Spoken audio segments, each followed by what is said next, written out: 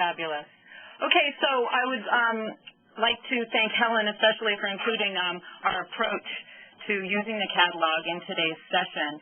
And it's been really, I've actually listened to all of the presentations so far, and I'm learning quite a bit about this. So I'm Karen Svenson from the Jackson Laboratory. So this is your first clue that I think the catalog can be really useful for investigators using the mouse, especially to study complex traits, as I do. So with that, I'll share with you how we're using the human GWAS data to interrogate complex traits in an outbred mouse population. So briefly, I just want to introduce you to a couple of resources that are currently emerging for studying complex traits in mice, one of which is the collaborative cross, or what I'll refer to as the CC.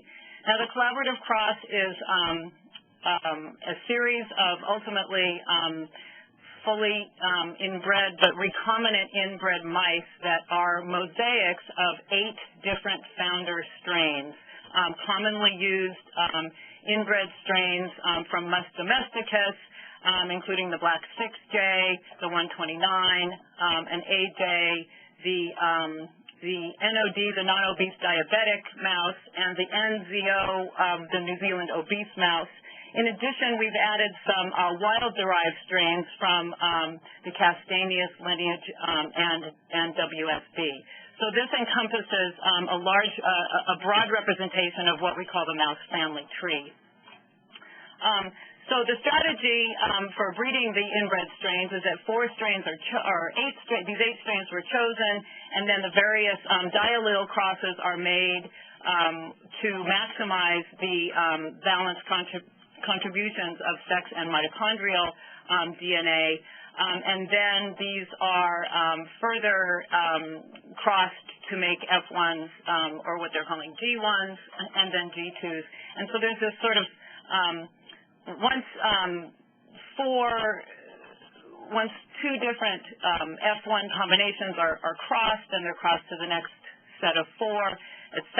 And then the inbreeding scheme that is used to create a fully inbred mouse, which is approximately 20 generations of sister-brother breedings, is employed in this sort of funnel design. We estimate here that we will eventually end up with upwards of 200 independent funnels of collaborative cross. And keep in mind, too, that these are going to be recombinant inbred strains so that they are genetically reproducible within a funnel and a perpetual reference resource.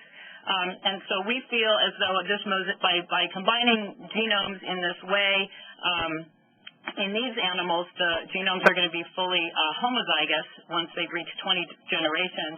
But we think that the mosaic genomes are going to be more informative for interrogating complex traits in mice. And in the interest of time, I direct you to a site that's hosted by the University of North Carolina, who also distributes these, for a status of the availability of these strains, if you might be interested, but also to have a look at this publication last year from David Threadgill and Gary Churchill updating the collaborative cross. So what we did was, as the collaborative cross was being made, we obtained partially inbred lines of the collaborative cross. Now, these were from anywhere from 4 to 12 generations of that inbreeding funnel. I remind you that they share these same 8 founder inbred strains, but there is still quite a lot of heterozygosity in these animals. We set up a randomized breeding scheme, and in the end, about 144 different collaborative cross strains in progress contributed to the final population that is in existence today. So we maintain a randomized breeding scheme and our effective population size is 175 breeding pairs. Each one of these pairs contribute 1 female and 1 male offspring to the next generation, which is again randomized for that breeding. At generation G5, which is most of the animals I'll be talking about today, our hopes for this population are certainly being realized. They were at greater than 90% heterozygosity after 5 generations of outbreeding. They had recombination segments of less than 10 megabases as well. They are currently at generation 12 of outbreeding. These are available as a stock that you can obtain. And as we further analyze these later generations, they are certainly leading up to our projections and simulations and increasing heterozygosity as expected with generation time. We developed a mouse universal genotyping array, or what we call the MUGA, which is an Illumina-based platform, a genotyping chip, to genotype these animals, and this contains 7,500 SNPs. We have since outgrown this and developed what we call the Mega MUGA, which has about 10 times that many SNPs, and we're using that for subsequent genotyping and analysis. So just to give you a graphic, we start with the inbred strains, which we have assigned official colors to for following the various mosaicism in these populations. These were combined to make the various recombinant inbred strains, which are homozygous at every locus. And from that, we created the diversity outbred animals, which are going to be each a unique individual, non-reproducible outbred population. And so this next panel shows you that I'm going to go back because it didn't respond quickly.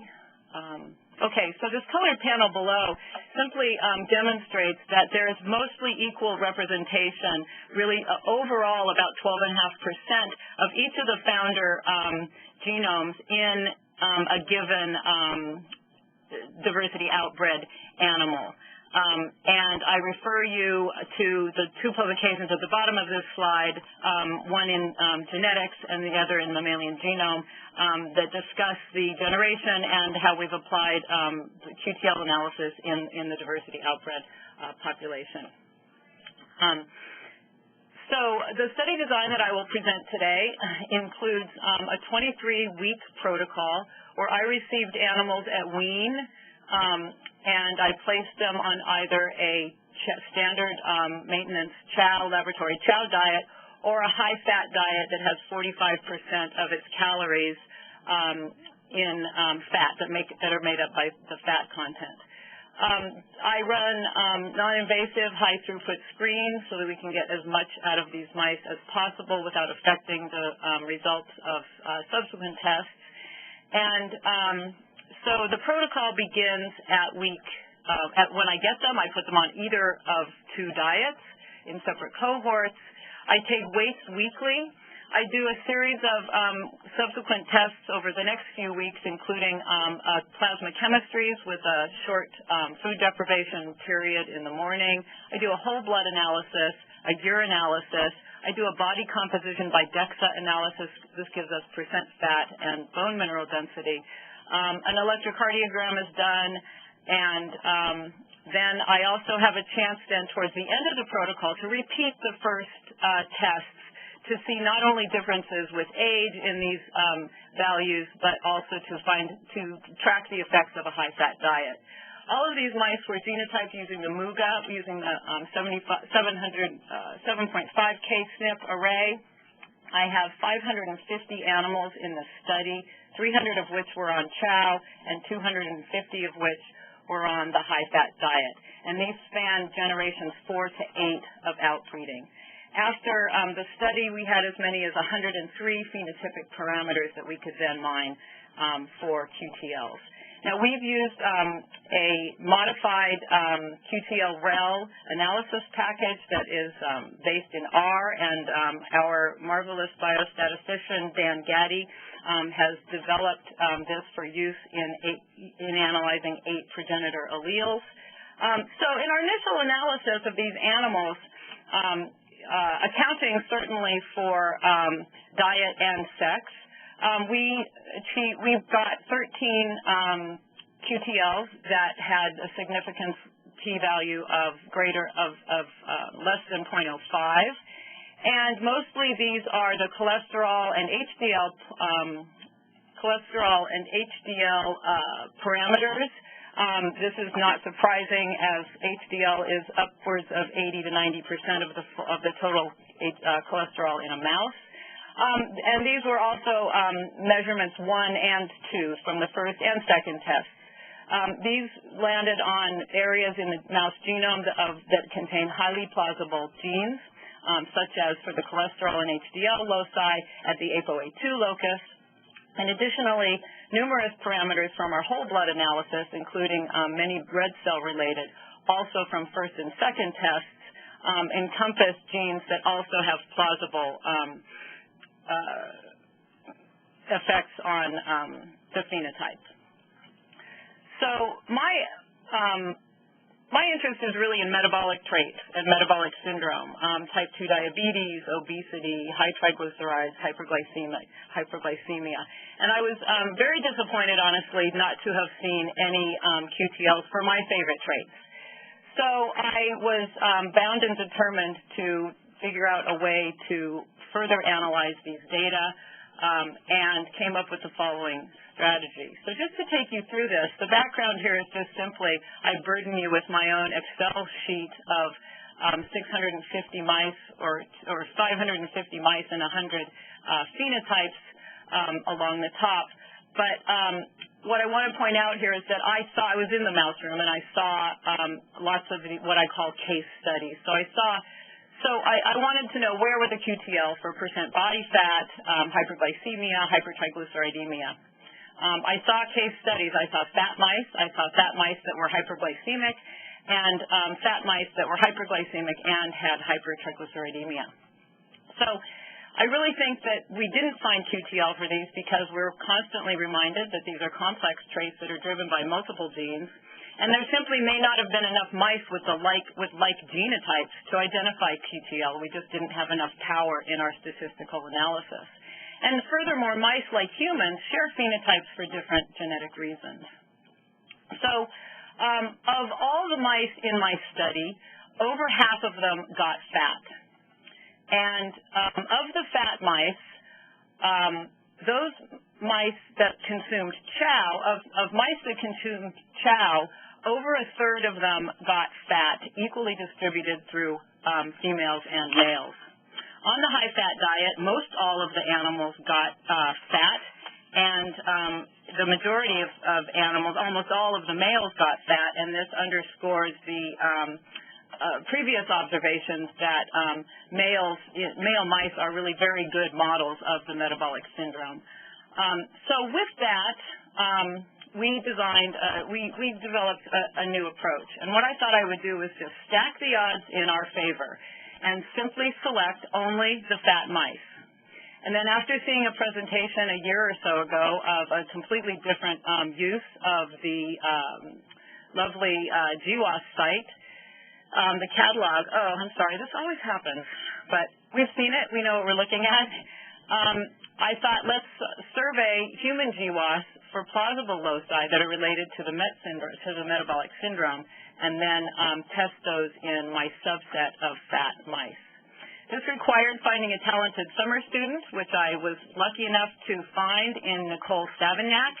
Nicole was in an accelerated high school math program at North Carolina called the North Carolina School of Science and Math. This is where junior-level high school students in the United States go, and they're residents at a high school, and it's intensive math and computational skills. She has now just completed her first year as a freshman at Georgia Tech. So Nicole came to me at age 17. She turned 18 over the summer. She knew how to mine QTL data, and she knew how to program in R before she turned 18. So this was a great addition to this project. And so Nicole took our data. She created effect plots and QTL scans in R and looked for an allele bias at select GWAS loci in my DO population.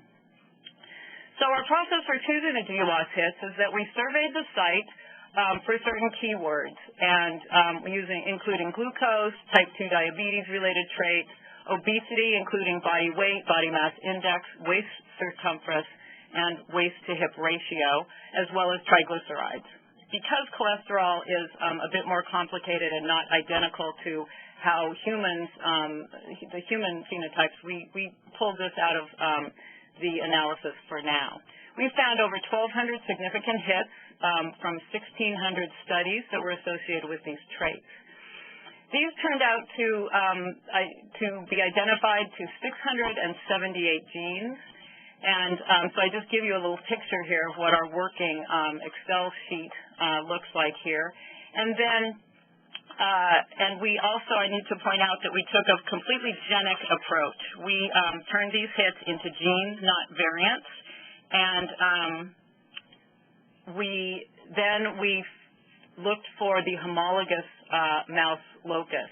Now, I star this because this took Nicole about 3 days to go through by hand, toggling between the GWAS loci and the Mouse Genome Informatics site to complete her list of 678 genes. So we started not just with the genes that were found 30 times, and you can see that we found genes that were found in studies from 1 to 30 times. So we started with 10, and these were found. These are shown in my Excel sheet here. And they were found anywhere from 11 or maybe 10 to 30 times. So what Nicole did is she created these effect plots using our obese population. Now, there are 36 possible genotypes in the diversity outbred, and I won't go into this rationale, but there it is. And you can see, too, that already that there are some genotypes that are simply not represented at many of these loci. So what Nicole did is she represented each of the genotypes at a particular locus. In this case, it's the G6PC2 locus.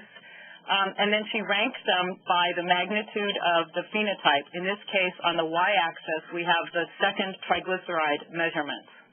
And then she weighted each one.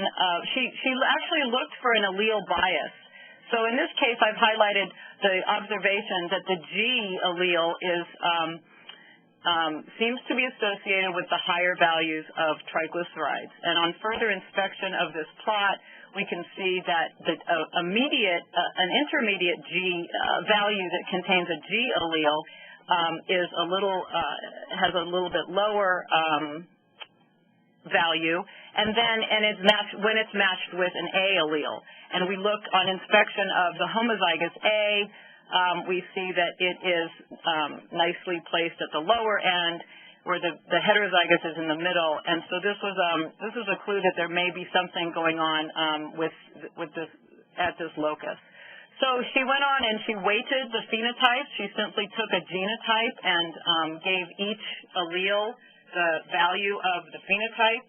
She added all the A's and B's and C's and et cetera, and then she performed an ANOVA to test whether the groups differed. And so the results of this were that the 4 out of really her first 7 loci that she tried were actually found to be associated with traits of the metabolic syndrome that were not previously revealed by our QTL analysis or by summary statistics of all our data. So these are, and she added the 3 more, and we remained at 4 hits. So what she did here is she not only tested it in our obese population, but she also tested it in the non-obese mice that weren't included in the test population to confirm that it was not significant in that.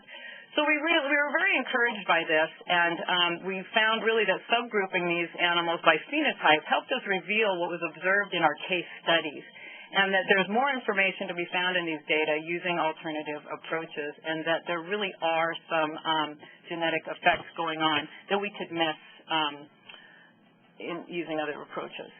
So I want to present to you where we take this next is in the ability, using the diversity outbred and using an algorithm that Dan Gaddy has developed. At any given locus, we can stratify allele effects to see whether a particular allele may be driving the trait. Now, this isn't an especially beautiful, this is not one of our more beautiful plots, but I'm just going to use it as an example here to show you where we're going with this. And so this is a plot for the chromosome 2, or where the G6PC2 locus is, and triglycerides in the obese mouse population. So here's the G6PC2. So what we tend to do with these data are look into how we might predict the phenotypes based on the genotype in future populations. So I'm going to use this as an example. If you see in this box that perhaps the high strains are the red and the gray and the blue strains, the light blue strain, and the strains that may be driving the trait lower are the purple and the green and the yellow strains. And so what we would like to do ultimately is take this information and go back to the collaborative cross and make F1s with animals of known haplotype at the loci that we're interested, or known genotypes at the loci that we're interested in. So in this hypothetical case, we would take these 3 loci, and I think that it behooves us to consider multiple loci at once that we know that we have identified with a common effect, in this case high to elevate plasma triglycerides. And then if we cross them, we would predict that the outcome animal, or the RIX, the RI cross, would have a high triglyceride. Conversely, if we chose the low alleles and made that cross, we would predict that those animals have a low triglyceride. And this also becomes informative when we cross what we would predict a high strain with a low strain, and then we can get more deeply into additive or dominant effects at any particular locus. So the status of this project is that I presented this at the International Mouse Genome or Mammalian Genome Conference in October last year, and Terry Meehan, who has recently joined Helen Parkinson's group at the EBI, thought this was a novel use of the GWAS Catalog, showed some promise, and took this back and proposed to, and Helen and he proposed that Nicole does a summer internship at the EBI to pursue this project. I delivered Nicole there a couple of weeks ago, where she is working diligently. She's on the EBI cloud. I think she's on an internship cloud as well. It's a very exciting opportunity for her. And to date, she's already written the code to analyze now all 678 genes for all of our phenotypes that we have collected. And in the last year, I've added 650 mice to this. And so she's going to be able to do, in just a few weeks, this analysis for, 600 genes versus the 10 that she struggled through by hand last summer. And the other thing that we hope will come out of this is the ability to automate the identification of the orthologous mouse loci from the GWAS catalog. As I said, just finding those 678 genes made it quite a daunting task for us to find the orthologous mouse gene. And then additionally, she's going to work on how we might automate our predictions, or generate our predictions, and also to generate these data, the output visually. And these strategies are ongoing. So with that, I really feel that the DO, the diversity outbred population, are complex and require new computational approaches to finding both main effect and interacting loci. I was really interested in seeing the presentations on how interacting loci and epistasis is being handled in the GWAS studies. This is certainly a daunting task for mouse geneticists as well. I feel also that the case studies are important, but we lack power for use in current QTL analysis strategies. and the other thing that this project underscores is that the DO and the mouse in general really can be used to mimic human GWAS populations and may serve actually to validate GWAS hits, thereby identifying new mouse models of human disease. And this is an interplay between human and mouse and human that we have appreciated in the mouse community for decades. And these new analyses developed for the DO, I think, ultimately can lead us to predictive genomic approaches towards individualized medical analyses and treatments or interventions in humans. So with that, I want to just acknowledge the group at the JACS led by Marge Strobel, who maintains the production of the diversity outbred. These are generated in about 3 waves a year as the generations are randomized and set up for the next breeding. Gary Churchill, this project was funded by the Center for Genome Dynamics and the NIGMS. And the Center for Genome Dynamics is led by Gary Churchill. Lisa Soames is our mouse whisperer who maintains these wonderful colonies. Dan, I've mentioned, does the QTL analysis, and Nicole, of course. And then, of course, the group at the EBI, including Terry and Helen, Gautier, Natalie, and more as I get updates every week. So I thank you for your attention, and if there's time for a question, I'd be glad to take it.